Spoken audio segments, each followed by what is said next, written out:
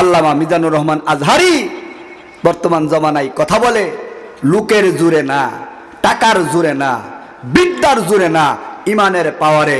চিৎকার দিয়া কোন ঠিক কিনা? এক কথা কইছে পরে সারা বাংলাদেশের মধ্যে হইচই লেগে গেছে গা। এক কথা কইছে পরে সারা বাংলাদেশের মধ্যে হইচই লেগে গেছে গা।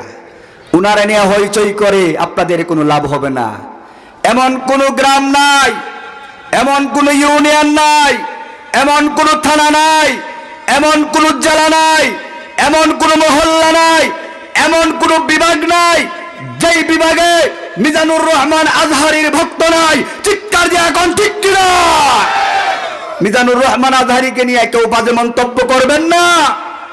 উনি এমন একটা স্বর্ণ, যেই স্বর্ণের কোনো তুলনা হয় না। উনার মতন একজন তাফসীর কারককে জালেম বাদশাহ উনারে দেশ ছাড়া করে রেখেছিল, আবার একটা গ্রুপ দাঁড়াইতেছে উনাকে দেশ ছাড়া করার জন্য।